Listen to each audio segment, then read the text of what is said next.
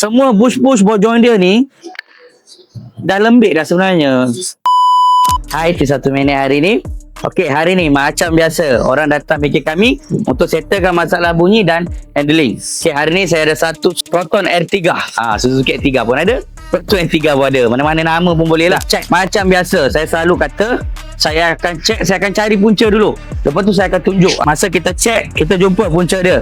Nombor 1 dia punya rear end ni, nampak? Rear end dia dah barai dah. Bila anda datang ke kedai kami, macam ni lah saya cari. Kita akan tunjuk, bang, rear end dah barai lah. Kita akan tunjuk macam ni. Okey, kemudian dia punya absorber link. Nampak absorber link dia? Pun barai juga. Kami kat sini tak main agak-agak. Kita cari betul-betul, kita tunjuk kat owner. Owner akan tengok. Owner akan tengok, lepas tu kita akan buat list lah. Okey, itu. Kemudian nampak dia punya thyroid end dia.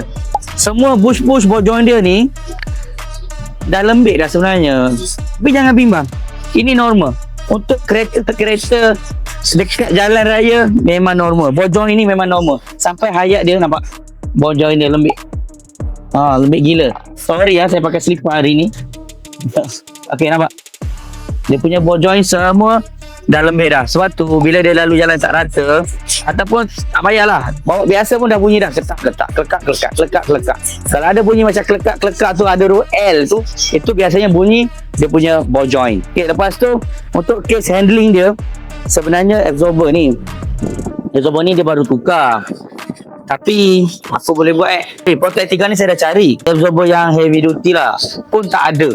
Jadi nak tak nak, kita yang ada pilihan pun model ni je. Ori pun saya cari tak jumpa. Kalau ada ori, saya akan bagi ori kat owner. Jadi kat sini saya terpaksa, sebab absorber dia ni, yang lama dia ni, nampak? Bila saya tekan ni, dia dalam dia tu dah kosong. Nampak tak? Okay, dia naik tau, tapi dalam dia ni kosong. Tu. Okay, dia macam ada free play kat dalam. Nampak tak?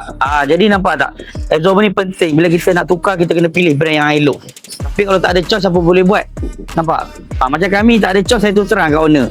Absorber ni boleh pakai selesa, tapi dari segi jangka hayat dia akan kurang sikit berbanding absorber heavy duty macam Kaibatra Res yang lain. Nampak tak?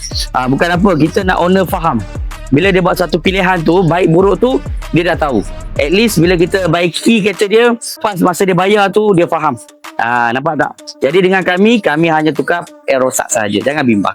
So kalau nak cek kereta, terutama nak waktu raya ni, boleh bawa datang ke Fizi Motorsport, Pisang Ipoh. Sebab hari ni set.